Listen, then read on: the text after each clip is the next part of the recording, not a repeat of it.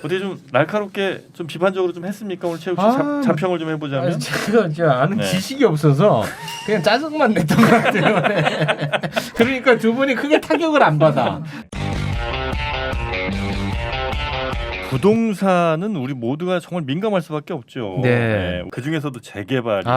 이거 예민한 문제인데 오늘 이거 다룹니까? 요거를 오늘 한번 저희가 이거 뭐 서울시 입장만 대변할 수 없습니다. 어디 여기서 그냥 그만하는 게 나을까? 이거 조금 예민한 부분인데 뭐 네. 어떤 내용입니까? 그러니까 이제 재개발을 하게 되는 데 있어서 사실 여러 가지 문제점들이 있을 수 있잖아요. 그렇습니다. 근데 또 아주 안 하는 게 또 답은 아니거든요. 그것도 그렇죠. 뭐 수십 년 된 그 생활 시설에서 계속 살으라고 하는 것도 그 낙후된 환경. 그렇죠. 그래서 서울시가 이번에 신속 통합 기획이라는 거를 주도를 해서 신속하게 밀겠다는 거 아닙니까? 그거는 들어보고 우리가 한번 판단해 보도록 하겠습니다. 자, 이 예민한 문제를 말씀해 주실 두 분 모시겠습니다. 서울시 재정비 촉진 사업 과장이시죠. 김영석 과장님, 그리고 도시계획과의 공공기획팀장 심소희 팀장님 모시겠습니다. 반갑습니다. 반갑습니다. 어서 오십시오. 아주 그 예민한 문제 두 분이 나오셨습니다. 저희가 두 분의 목소리만 전적으로 그냥 무비판적으로 수용할 수는 없습니다. 네. 눈물 전 닦아야 되거든요. 네. 그 점은 좀 각오해 주시기 바라겠습니다. 네, 공감합니다. 근데 제가 아는 게 없어가지고 일단 화부터 내 그냥. 일단 무조건 화부터 낼 거야 나는. 자, 일단 재개발 사업의 뭐 속도를 내는 것 같은 느낌이 일단 이름부터가 신속 통합 기획이니까. 야 무섭다 좀. 그래서 이게 뭐 뭘 신속하게 뭘 통합해서 기획을 하시겠다는 건지 일단 개념부터 좀 알려주시면 좋겠습니다. 저 신속 통합 기획이라고 하니까 이름에서 직관적으로 느껴지게 빠르게 한다, 네. 이제 통합한다, 이제 느껴지실 텐데 재개발 하다 보면 도시계획만 있는 게 아니거든요. 이제 도시계획도 해야 되고 건축도 해야 되고 주변 지역에 미치는 환경도 봐야 되고 또 교통 영향도 봐야 되고 이런 다양한 부분별 계획들이 있는데 이런 부분들을 통합을 해서 이제 서울시 자치구 주민이 원팀이 돼서 하나로 또 빠르게 추진한다라는 의미에서 저희가 신속 통합 기획이라는 이름을 이제 지은 거고요. 이름에서 느끼시다시피 이제 서울시의 강한 의지가 표현돼 있다고 생각해 주시면 될 것 같습니다. 그 안에는 이제 재개발을 통해서 뭔가 이제 불이익을 당하는 사람들의 민원을 또 신속하게 해결하는 측면도 들어가 있습니까? 네, 당연합니다. 네. 그런 부분. 그러니까 예전에는 뭐 교통이든 뭐 재개발하는 건축이든 이런 것도 다 따로따로 좀 됐었던 모양이군요.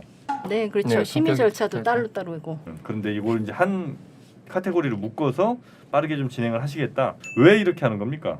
재개발 현장이 엊그제 저희가 이제 신림 1구역 저희 시장님도 다녀오시기는 했지만 13년 정체돼 있다고 하거든요. 근데 그런 현장이 한두 군데가 아니에요, 서울시에. 주민분들은 재개발된다, 이제 내가 평생 죽기 전에 언제 한번 이제 좀 깨끗한 집에서 살 수 있을까 이런 생각들을 하시는데 재개발하려고 보면 주민분들이 스스로 하시기엔 너무 어려운 거예요. 절차도 어렵고 또 한번 시작하면 저희가 보통 한 8, 9년 걸린다고 얘기를 하는데 너무 오래 걸리니까 힘드시죠. 그래서 저희 서울시에서 지원을 해서 빨리 이제 양질의 주택을 공급하는 이런 목적이 있다 보시면 될 것 같습니다. 그러니까 이번에는 이제 신림 1구역을 재개발하나 보군요. 신림 1구역도 재개발 사업에 대한 논의가 있은 지는 제법 됐습니다. 뭐 10년, 한 20년 가까이 됐다고 보면 되는데 사실 재개발 자체가 2000년대 전후로 해가지고 재개발 구역 지정되고 뭐 사업 계획을 꾸리고 그거를 또 진행하는 과정에서 또 조합 내부적인 갈등도 있고 그다음에 행정과 민가의 갈등도 있고 뭐 이런 과정들이 있다 보니까 사실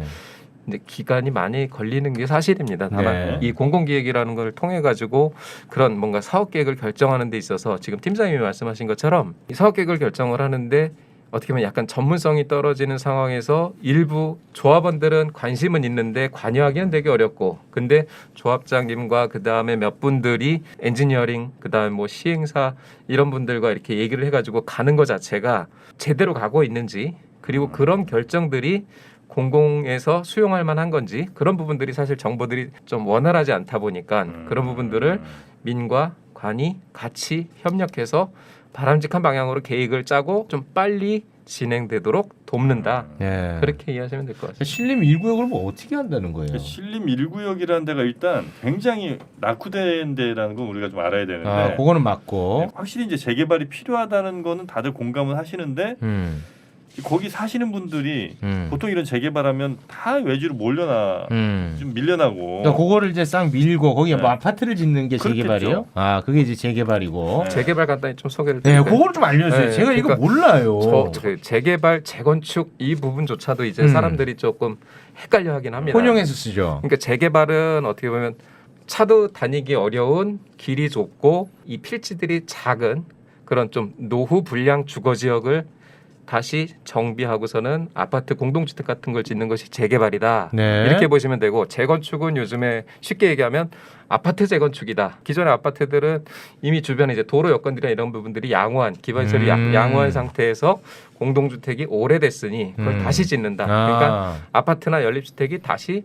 아파트가 되는 그다음에 노후된 단독주택지 근데 길도 좁고 건물도 오래되고 필지도 작고 해가지고 개별적으로 건축하기가 어려운 그런 데들은 다시 재개발. 지어서 공동주택하는 게 재개발 이렇게 보시면 됩니다. 알겠습니다. 근데 이제 신림 1구역은 이제 재개발 대상 지역이라는 거죠. 네. 재건축도 물론 쉽지 않지만 재건축은 그래도 이제 다 비슷한 평수에 뭐 주민들이 대체로 좀 동일한 목소리를 내기가 편한데 재개발 쪽 들어가면 이해관계가 다 다르구나. 너무 다르고 또 살고 계신 분들의 뜻들도 너무 편차가 커갖고 아마 이거 진행하는 게 보통 일은 아닌 것 같아요.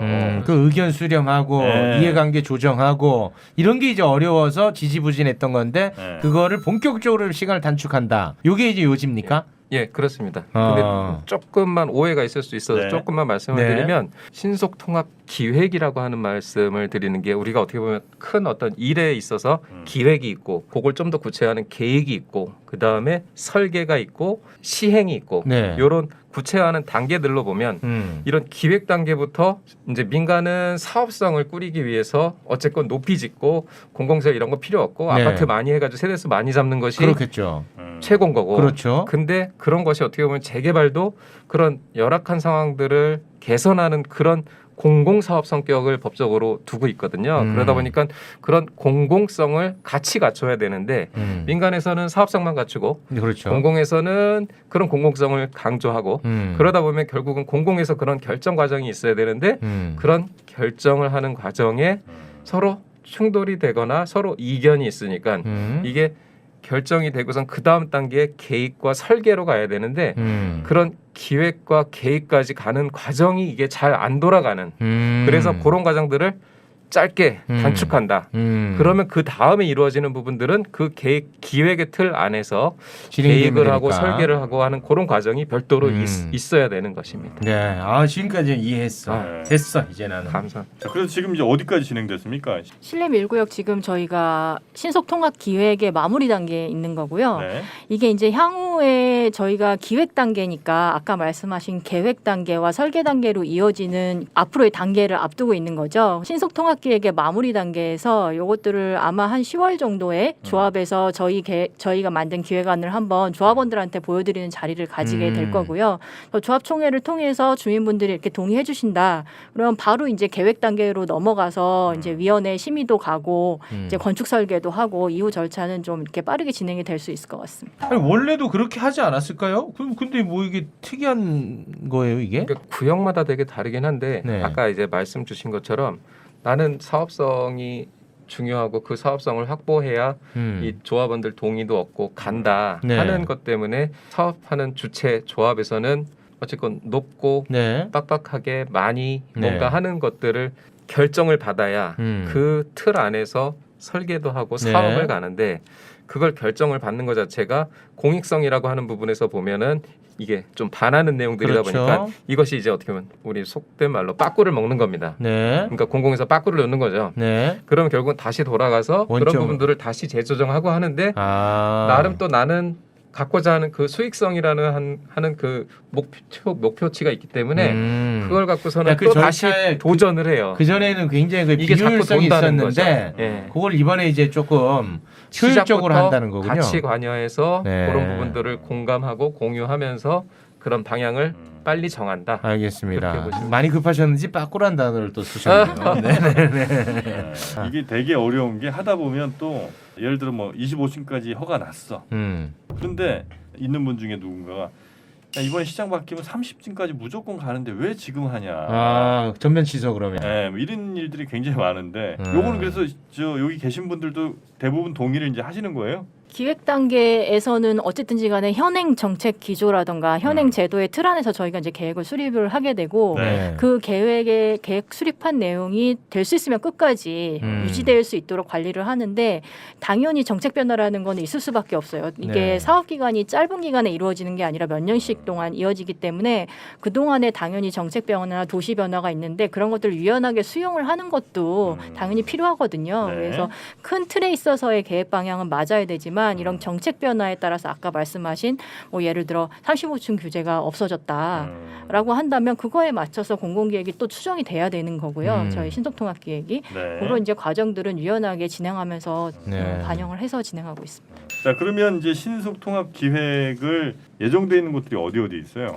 저희가 신속통합기획으로 추진했던 대상지들이 몇 군데 있어요. 예전에 이제 시범사업 성격으로 흑석 11구역이라는 사업구역 같은 흑석? 경우는 네. 사업 시행 인가까지 네네. 완료가 되고 시공 선정까지 됐고요. 근데 그때는 이제 시범 사업의 성격이었고 네. 이제 본 사업으로 이제 추진하는 거는 여기 신림동하고 아 처음이군요 이게. 예, 신림동하고 뭐 천호동에도 하나 사업지가 있고요. 중곡동에도 뭐 신양빌라 그리고 뭐 오금 현대아파트 이런 단지들이 이제 저희 신속통합기획으로 진행하고 기다리고 있는 있군요. 단지들입니다. 네. 규모가 좀 작은 데도 있군요. 예, 당연합니다. 그럼 신속통합기획 이름에 걸맞지 않게 이게 그 막 지지부진하게 되면 미르 팀은 이제 어떻게 되는 거예요? 위기가 오겠죠. 아 위기가 오는 거예요? 위기가 오는 거예요. 아, 사활을 걸고 아 상당히 부담스럽겠네. 네, 당연합니다. 네, 부담 갖고 가야 되는 겁니다. 그 부담감 때문에 또 그 사업주들 의견 더 많이 들어주고 빨리 어떻게 그 마무리 짓고 뭐 이런 수도 있겠네요. 심의 결정 과정들 또 공공성 강조하는 그런 심의 결정 과정들을 거쳐야 되기 때문에 네. 이 조율하고 소통하는 그런 노력들이 아. 필요한 거죠. 공공이라는 여기가 관이라는 곳이 어찌 보면 진짜 엄청난 권력을 갖고 있는 거예요. 왜냐하면 아파트가 20층 올라가게 하냐, 35층 올라가게 하냐, 50층 올라가게 하냐를 이게 결정할 수 있는 거잖아. 유혹이 많으실 것 같긴 해. 그거에 또 오해가 있을 거예요. 그러니까 아파트가 높이만 올라가면 그것이 이제 이득이고 이제 좋은 거라고 생각을 하는데 네. 그렇지 않습니다. 높이가 있고 용적률이 있어서 네네. 결국은 밑에 공간들을 여유롭게 확보하고 높이 올릴 것이냐, 아니면 밑에를 조금 더 넓게 펼쳐서 예를 들면 뭐 할인마트처럼 그런 공간처럼 넓게 펼치되 낮게 할 것이냐. 결국은 거기서 들어갈 수 있는 확보되는 공간의 물량은 똑같을 수 있거든요. 그러다 보니까 이제 용적률이 얼만큼 올라가느냐 하는 부분은 세대수들이 많이 나올 수 있는 그런 차이가 있고 높이만 올라간다고 그래가지고 그것이 이득이라고만 꼭 결부시킬 수는 없는 그러니까 겁니다. 그 용적률을 결정할 수 있잖아요. 네, 근데 그 용적률을 올려줄 때는 네. 뭔가 그에 상응하는 공공기여 요소들을 확보하도록 그걸 시스템화 해놨기 때문에 그게 그냥 무조건적으로 저희가 공무원이 그냥 해줄 수 있는 부분은 아니에요. 그게 다 매뉴얼 돼 있고. 예, 그렇습니다. 예를 들어 만세대가 들어가면 만세대에 맞는 무슨 뭐 공원, 공원이 있다든지. 뭐 학교 뭐 이런 것들 반드시 들어가야 된다 이런 거예요? 네, 그렇습니다. 그러니까 세대 따라 확보해야 되는 기준도 있고 뭔가 높이 올라가거나 용적률을 높이 찾으면 종전보다 혜택이 되니까 그만큼의 혜택의 차이 나는 요소를 공원이라든지 도로 폭이라든지 아니면 요즘에 이제 임대주택 이런 것들도 필요하니까 공공 임대주택이라든지 이런 어떤 공공적인 요소로 네. 기부 체납하도록 그렇게 같이 이렇게 시스템돼 있습니다. 이런 재개발 과정에 문제가 없었는지 견제하는 거는 시의회에서 하는 거예요?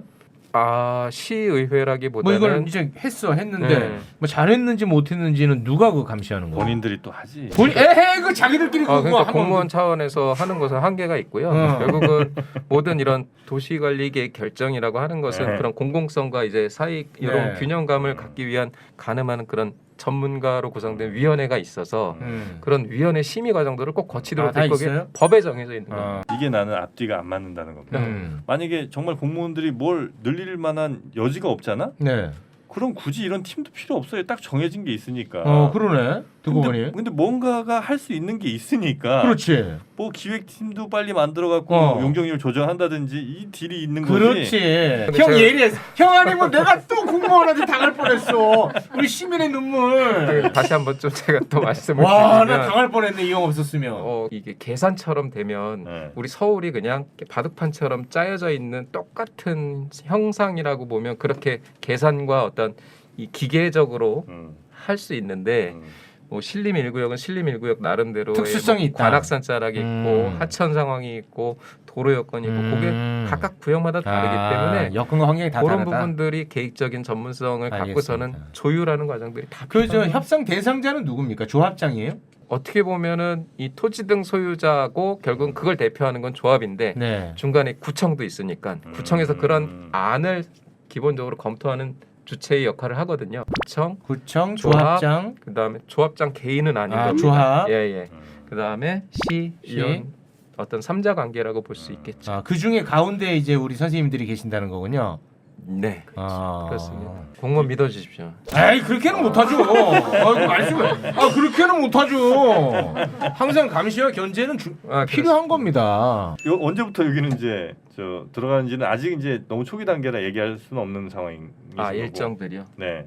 아까 팀장님이 잠깐 말씀을 네. 하셨는데 10월 달에 그 주민 총회를 하는 것으로 예정이 되어 있는데 그러니까 아까 말씀드렸던 것처럼 조합장 개인이 결정하는 것이 아니라 총회를 통해서 이러한 안이 가는 것이 좋다 하는 그런 의결 룰들이 있어가지고 그것이 결정이 되면 그것이 이제 법정 계획으로 결정하는 과정에 들어가는 겁니다. 그래서 그런 결정 과정들을 저희가 지금 가늠하고 목표를 두고 있기는 지금 빨리 해야 된다. 그리고 이런 것들에 대한 기본적인 조합 어떤 임원진들과는 공감을 어느 정도 가졌으니 그 다음 단계로 가기 위한 총회들의 의견을 모으고 그런 것들이 공감이 가면 빨리 가는 절차를 저희는 갖기 위해서 노력을 해야 될 것이고 그 시기는 내년 상반기면 계획 결정하는데 가능하지 않을까 내년 그런 상반기를 목표를 목표로. 두고 저희도 노력을 해야 되는 상황입니다.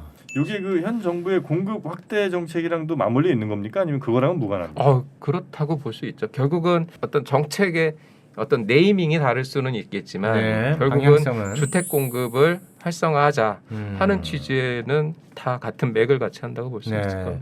이게 이제 잘 되면 거기 세입자들은 다 쫓겨난다고 봐야겠죠.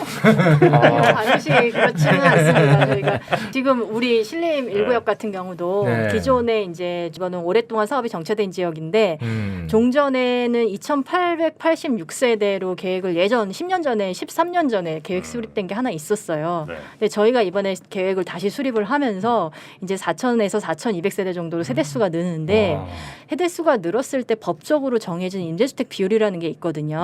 그래서 한 15% 정도로 임대주택을 확보를 해야 되는데 그거는 2,800세대의 15%와 4,000세대의 15%는 다른 거잖아요. 이제 그래서 이제 재정착을 유도할 수 있는 임대주택도 같이 더 많이 확보가 되게 될 거고 또 특히나 많이들 걱정하시는 상인들 문제, 상가들이 있으면 재개발이 굉장히 어렵고 생존권의 문제가 걸려 있기 때문에 특히나 세입 상인들 그래서 저희가 이런 부분도 기존의 다른 사업장에서는 거의 시도하지 못했던 공공 임대 상가라는 거를 도입을 하게 돼요. 공공 임대 상가. 네. 아까 전에 과장님께서 말씀하신 것처럼 용적률을 높여주면 용적률을 높여주는 대신에 기부 체납을 해야 된다 말씀드렸잖아요. 공공시설을. 근데 그 공공시설을 그냥 도로나 공원 이런 것만 하는 게 아니라 공공 임대 상가라는 형식으로 이제 조합에서 이제 공공에다 기부 체납을 하게 되면 그거를 저희 공공에서 받아서 저렴하게 운영을 해서 세입자인 상인분들도 이제 그 자리에서 장사를 하실 수 있게끔 그렇게 유도하려고 하고 있습니다. 그러면 거기 원래 계셨던 분들에게 우선권이 돌아가고. 네, 그렇습니다.